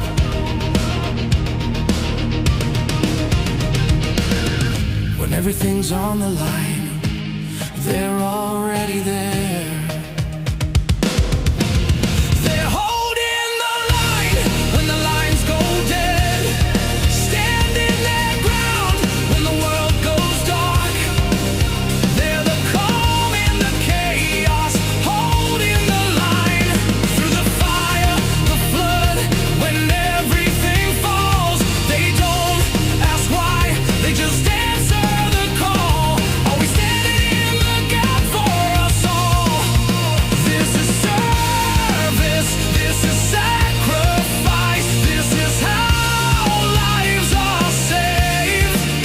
No spotlight, no applause, just showing up again and again. They're holding the line when the world goes dark. When everything's breaking, they hold their ground. They're the calm in the chaos, holding the line. So we raise our voices for the ones who stand. Every voice, every badge, every helping hand. They don't ask why, they just answer the call. Always standing in the gap for us all. Always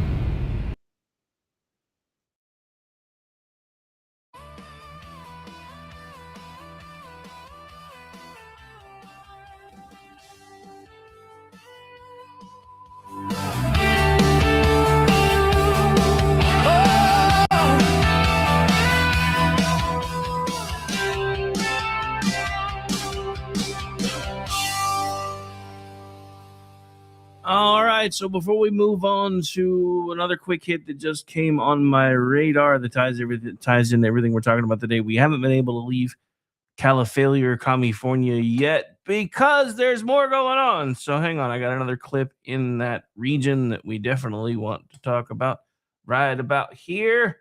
And this is during the California gubernatorial debate, which I believe happened last night.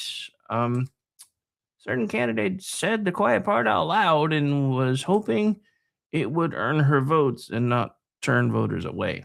And of course, this is from the Communist News Network, otherwise known as the Always Correcting Themselves News Network. Congresswoman Porter, your thoughts on the idea of funding health care for undocumented immigrants statewide? Yes. Yes, and that's, by the way, what I think Californians deserve as answers to these questions, Alex. And for critics who say that we can't afford it, what do you... So, again, according to her, people that have broken into this country that are here illegally, they're Californians. And they deserve to be on the dole. All right, so that's probably where we're going to leave California for the day because... Again, dude, you gotta remember. So a lot of you may not know this, but as a kid, I never really figured out what I wanted to do when I grew up. I would vacillate a lot because I'm one of those people that always had like a million different ideas running through my head. Probably back before they really knew what ADD and ADHD actually were. So it was first I wanted to be a doctor. Then I wanted to be a paramedic. This is thanks to shows like Marcus Welby, Rampart, and then Adam 12. Eventually, for a little bit, I wanted to be a cop. And of course, if I wanted to be a cop, I wanted to move out to LA and be part of LAPD. And then the movies like Iron Eagle and Top Gun came out, and for like 5 seconds, I flirted with the idea of being a fighter pilot. Then I realized how much I actually did enjoy that kind of stuff, but realized that because of vision issues and everything else, I was never going to be able to be a fighter pilot. But I did spend a lot of time flying simulations once computers became a thing and I could spend hours doing those kind of things. So it was one of those things where eventually I did figure out what I wanted to do and then figured out how to do it. And then every time I turned around, life was saying, hey, we're glad you got to do this, but because of this, now you get to do something else. And hey, we're glad you got to do this, but because of this, you get to do something else. So it's probably a good thing that I never really figured out what I wanted to do when I grew up. But the reason I say all of this to you is because of this. There was a brief stint when I thought I wanted to be a reporter, which is kind of how we got to doing stuff like this. But so because of that, this is one of the reasons why I try to break as many different stories as I can when they come out. But this ties back into everything that we've been talking about today, which is the theme of politicians and institutions always talking the talk, and then the bill comes due, and then we find out whether they did or not. So remember years ago when we kept saying, yeah, there's some shady stuff that happened in 2015, 2016. So FBI Director Kash Patel is now saying the quiet part out loud, and he's saying what a lot of people on the right have argued for years, that the FBI lied or misled its way into surveillance warrants connected to Donald Trump and the 2016 campaign. In comments highlighted by Fox News and Red State, Patel accused the Bureau and his predecessors of using bogus, unverified information to obtain surveillance warrants and spy on Trump world figures during the Russia investigation. Fox reported that Patel said the warrants were used to spy on Trump and top officials, including Patel himself. Now, there are a couple pieces here that still matter. First, I know this may feel like ancient history just because, especially for those of us that work in politics, 2016 feels like 3 political lifetimes ago.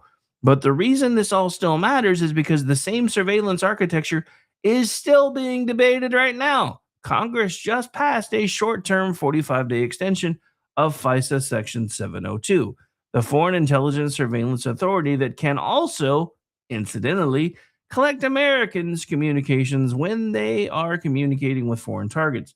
According to Reuters, that extension passed while critics in both parties continue arguing for stronger protections against abuse. Hell with that, get rid of it. And this is one of the things that I have openly disagreed with Donald Trump about, because the thing that ticks me off is I like it when he's consistent. And on a lot of things, he's been consistent. He's been saying the same thing about Iran for as long as he's been in the public spotlight. They cannot be allowed to have a nuclear weapon. It cannot happen because they will use it. And they've told us as much. The same people that want us dead and openly have said they want us dead have been saying chants in Arabic or whatever language they use there. I don't remember. I think it's Arabic. Things like first the Saturday people, then the Sunday people. That was a very popular Islamic chant all the way back in the 50s and 60s. But here's the thing. And this is exactly why people do not just trust the process anymore. Because Donald Trump, when he was in office the first time, after railing against FISA, said, maybe it's not so bad after all. Then, even after seeing how it was used to nearly destroy his life, his family's life, their livelihoods, and railing against it again for the 4 years he was not in office, now that he's got control of the pen again, said, maybe this FISA thing isn't so bad after all. I want consistency. And as a sitting president who watched people come for you over and over and over again, you were the one who in 2015, this was your campaign. They want to come after you. They're coming after me because I'm in the way.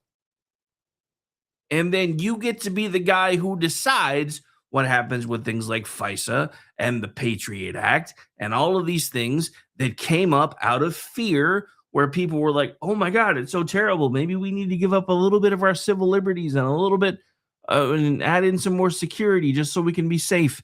And then we start seeing our government abuse it. Freedom is painful. Freedom is dangerous. Freedom means that you often are working without a net. But it's also really the only way to ever get anywhere in life. Because as long as you're playing it safe, as long as you're working within the guardrails, especially with the way things are now, because that didn't used to be as big of a deal, because companies used to pay well before there was really such a thing as minimum wage. They offered really good benefits because before there was such a thing as mandatory health insurance, because mandatory things always make things better. You just look at what's happened to car insurance as it became compulsory. They violate state and federal law every single day because they're not supposed to be able to check your credit score because it's compulsory, but they do it anyway. And then they don't refuse to insure you for the most part. They just jack your ish up if you have a bad credit score and then say, well, what you going to do? Because you got to have it anyway. And I know I'm all over the place with this, but that's how much this stuff pisses me off, because I just want consistency. And now again, Donald Trump is president is like, yeah, that FISA stuff that I said was terrible. Yeah, maybe not so much, as long as I get to be the one to use it. My litmus test has always been this: just because you like how something works when your side is getting to use it, you should be very careful and think about what happens when the other side gets a turn, especially if you dislike the other side as much as I dislike the other side, because I do. Because they're disingenuous. The problem is, with this FISA argument, Donald Trump is being rather disingenuous too.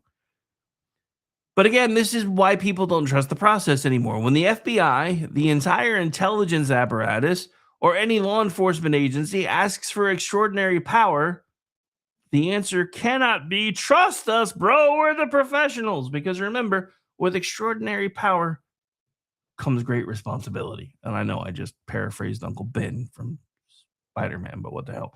Trust us, because remember, we're the professionals. Because voters remember what happened the last time the professionals told them everything was fine.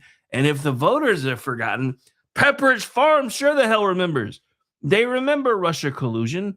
They remember the FISA fights. They remember the warrants. They remember the corrections, the retractions, the hearings, the inspector general reports, and all the people who insisted there was nothing to see until suddenly there was a lot to see. And that does not mean America can't have intelligence tools. Although America and intelligence is often a contradiction in terms when it comes to those kind of groups. Of course, we need intelligence tools that aren't contradictions in terms. There are foreign threats, terror threats, cartel threats, cyber threats, and all kinds of people who would love to do real harm to this country. While we're on the subject, this came up yesterday, and I got to admit, because I was only like 7 at the time when I found something out. Did anybody else not know that in 1980, China owned like 2,000 acres of American farmland in 1980? I don't even want to talk about the number that they own today, but why in the hell, in the middle of the war on communism, did we sell 2,000 acres of farmland to China? Looking at you, Jimmy Carter. Because remember, Reagan didn't get sworn in until 81. Just pointing that out. But again, these are all things that can do real harm to this country, including the fact that we seem to be making backdoor deals with China. Does anybody remember that Bernie Sanders was just, holding an AI conference with Chinese officials? Isn't there a law against that? Pretty sure there's a law against that. Isn't it? What is that? The Hatch Act or Logan Act? I know it's one of them. It's one that never gets used, but it's one the other side likes to throw around a lot. And I'm thinking this might actually qualify. But anyway. But as we're finding out, especially with folks like Bernie Sanders and a lot of other folks, but power without accountability is not national security. It is an invitation to abuse. That's the line. That's the point of no return. And if Kash Patel is right, and I firmly believe that he is, because I've been saying it for longer than he's been saying it, and if he's right that the people inside the FBI lied to get surveillance authority against a presidential campaign or people connected to it, then the bill should come due for that too. Not with speeches, not with cable news outrage, not with strongly worded letters that go into File 13, but with actual consequences. Because if nobody pays a price for abusing surveillance power in one of the most politically sensitive investigations in modern American history, then why would anybody ever believe that it wouldn't happen again? And that's the problem. You cannot tell Americans, don't worry, this power will never be abused. Well, they're still watching the last abuse get explained away as a paperwork issue. So yes, this might seem like a bit of an aside, but I promise you this story belongs in the same pile that I've put the rest of them in, because maps, cities, public safety, political violence, surveillance power, different lanes, same question. Did the people in charge actually live by the standards they demanded from everyone else? And if they didn't, then eventually, as we saw last night in Indiana, the bill comes due. And as we talked about in the beginning of the program, oh boy, it come due for those folks. Anyway, so we already talked about the Mayor Bass sign things. I had a little bit more to go into that, but I think we talked about it well enough. So anyway. Oh, I guess we do got to go back to Califailure for a minute. I forgot about this one because this ties into everything else that's going on. So according to Town Hall, that Scranton Mayor, Paige Cognetti, the one that was running for Congress, while simultaneously running for re-election as mayor, is facing criticism that she has been neglecting city business while pursuing higher office. The report says her official government X account went 44 days without a new post while her personal and campaign-facing presence stayed active, and it points to criticism from a Democratic city councilman over the mayor's office allegedly being slow or silent on a dedicated ambulance service issue. Now, let's set the party labels aside for a second. This is the political equivalent of leaving dishes in the sink while applying to be a restaurant manager. If you cannot get the ambulance plan answered in Scranton, maybe the next promotion shouldn't be Congress. And this leads to a broader problem that we're now focusing in on more and more often, because too many local offices are now being used, instead of trying to make things better, as a launch pad into bigger and better things. And this is part of, again, why I think everybody has it backwards, because real change happens at the city level. Real change happens at the county level. Real change happens at the state level. If you are relying on the federal government to fix everything that's broken, it's already too broken for you to worry about. And I've been saying that for a long time, because a city hall is no longer treated like a job. It's treated like a resume line. Mayor today, congressional candidate tomorrow, cable news guest host next week, donor dinner after that. Meanwhile, the people who actually live there are asking basic questions. Where the hell is our mayor? What happened to this plan to fix our ambulance problems? Where's the public safety answer? Where's the street repair? Why are there so many damn potholes? What are we going to do about the homeless folks camping out on the sidewalks? I thought we elected people for their competence, not because they said platitudes properly. Should that really be that much to ask? Local government is where politics gets closest to real life. Your mayor should matter. Your city council should always matter. Your school board, especially if you have children or nieces and nephews or even cousins, should always matter.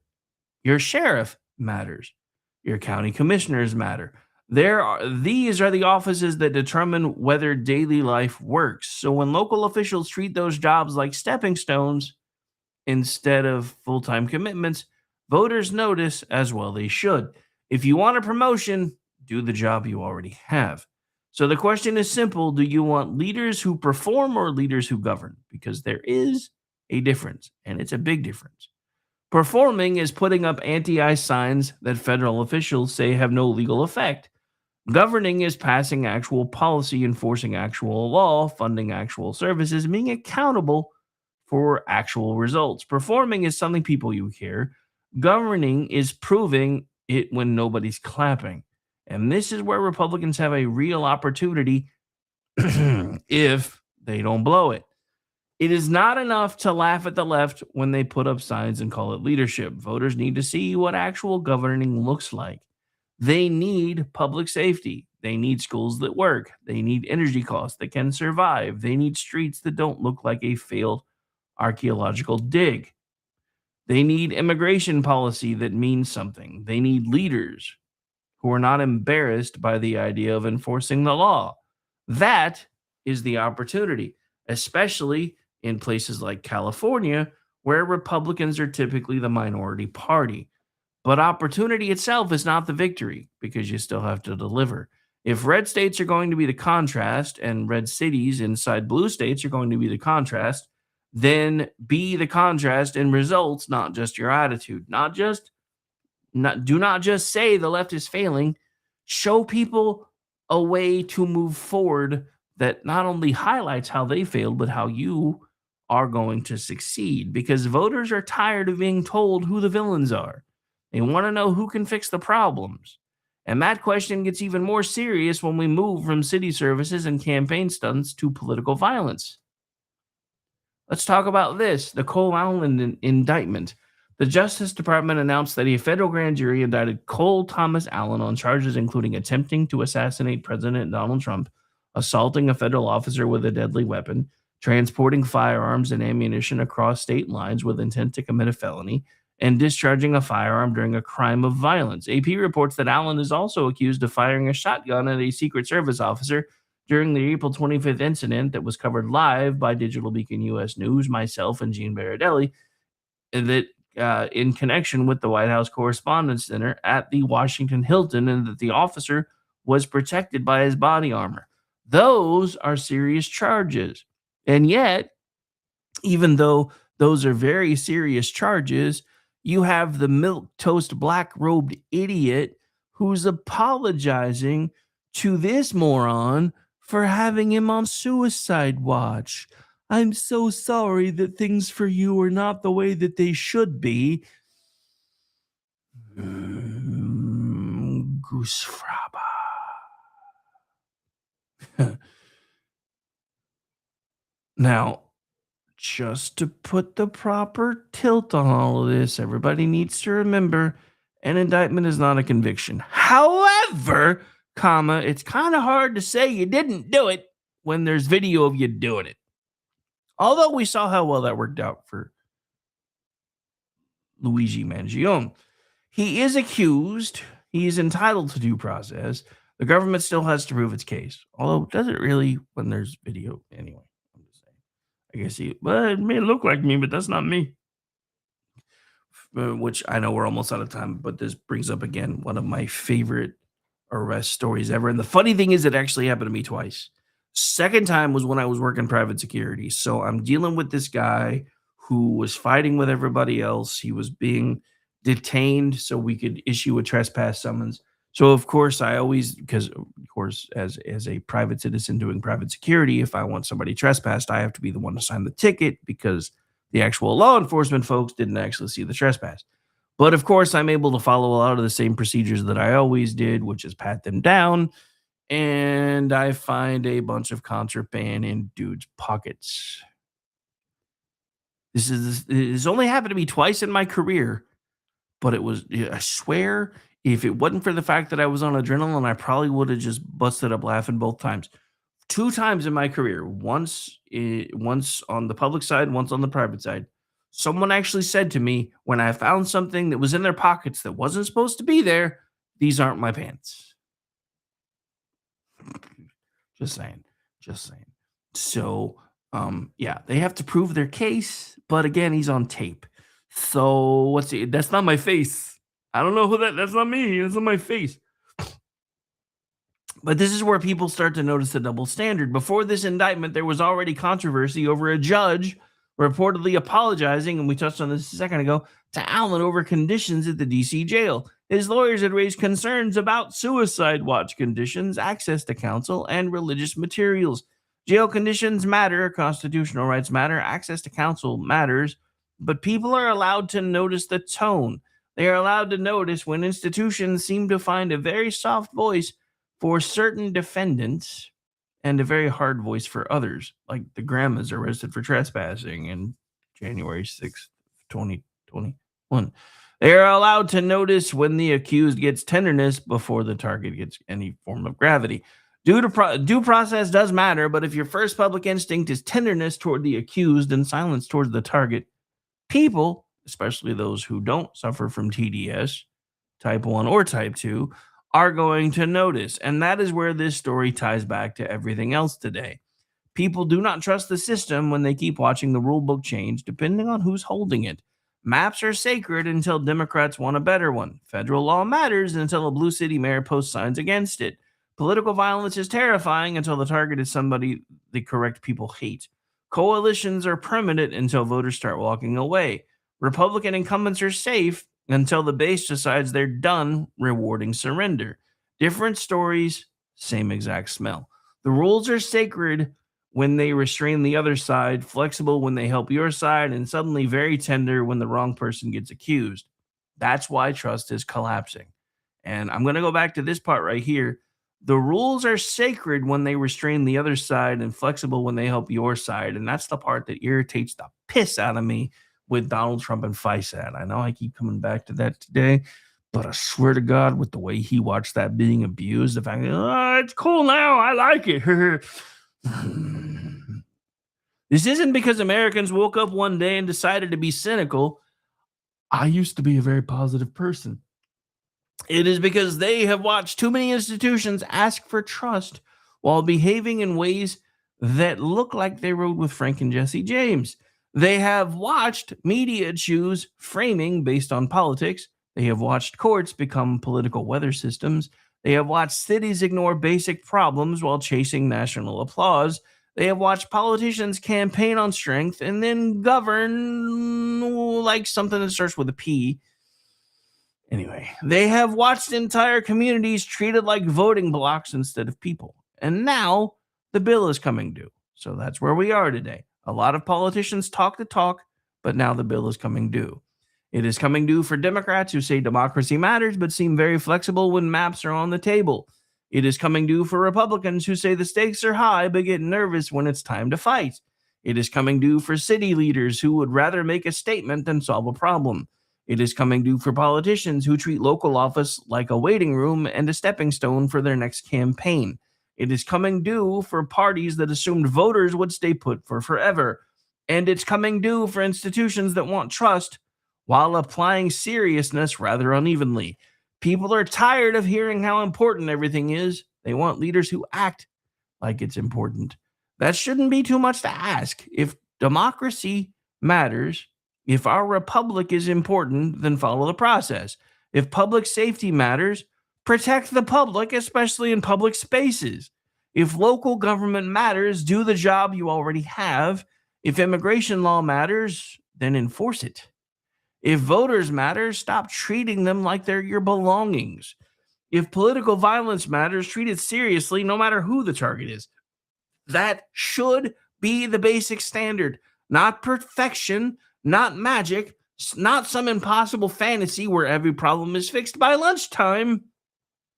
Speaking of which, I'm getting hungry, so I'm glad we're almost done here. Just walk the walk, because the country's heard enough speeches from people who never intended to live by them. And I'm again reminded of Barack Obama, and I talk about this all the time. I did not vote for him, but not because he was black. I didn't vote for him because I didn't like his policies. But then the night that he won, I did what I always do. I put down my banner of color. I listened to what he was telling us, and then I tried to believe him until he gave me reason not to. That is how I have treated every politician in my life, even when I lose. Once the fight is over, we used to come together. We used to work together. We used to move on. We don't do that anymore. And that is all very apparent by what's happening with this administration today, because Donald Trump is doing the same thing that he's told you he would do for over 20 years if he ever became president. And that was if nobody else took care of it first. If it became an important enough issue, he would make sure that Iran never got a nuclear weapon because they can't ever be allowed to have one. And now everybody's acting squeamish and squishy. Because again, the same people who are hemming and hawing about $4 and $5 gallon per gas now were fine when Barack Obama said that Americans need to get used to $6, $7 per gallon, or maybe even get used to what Europe pays, which is €4 per liter, which is a lot more than $4 per gallon in both senses of the word. But it would be good for the environment, and it would save the polar ice caps, and it would save the penguins, and it would do this and do that. And what pisses me off about all these same people that are always screaming and yelling about gas prices now, these were the same people that when gas got really expensive under Joe Biden started floating the possibility of 15-minute cities, meaning you really didn't need a car. You lived in a place where you could walk anywhere within your area within 15 minutes, whether it was to work, whether it was to the store, whether it was to whatever. And then when that idea didn't really seem to take hold and other people were starting to complain about gas being even more expensive than it is right now, well, people need to walk more anyway. And that is why I think, ladies and gentlemen, a lot of different political figures are going to be finding out in 2026 that the bill has come due. The people who only talk usually find out they don't have enough in the account. And if you're not sure what I'm talking about, all you really got to do is look at Indiana. All right. We're going to get out of here, ladies and gentlemen. Zelda, I've never in my life called you a liar, but I will say that you are suddenly full of male bovine excrement, because I'm pretty sure you were asleep until like 5 minutes ago. But thanks for the chat anyway. All right, we're going to get out of here. Again, it is Chat Lives Matter Day, live right here on KLRM Radio. That's going to conclude this one. I'll be back tonight starting at 7 p.m. Eastern for Kingdom and Country Bible Study, followed by the Conservative Curmudgeon Radio Show, followed by Behind the Enemy Lines Radio, followed by Rick and Orty, followed by Edge of Liberty, equipment withstanding. I guess we'll see. Because, yeah, he was having a computer issue. Yeah.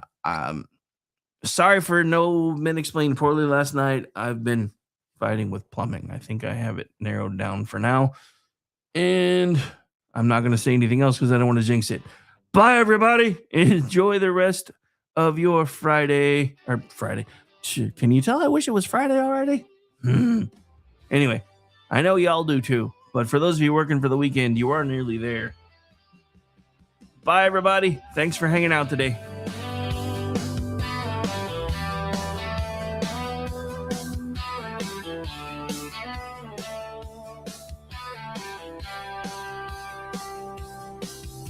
From red dirt roads to the Capitol steps, Rick's calling truth, no time for regrets. Fire in his voice, facts in his hand, talking sense to the heart of this land. It's the Rick Robinson Show, where the truth rides high. No spin, no script, just an eagle in the sky. Say goodnight.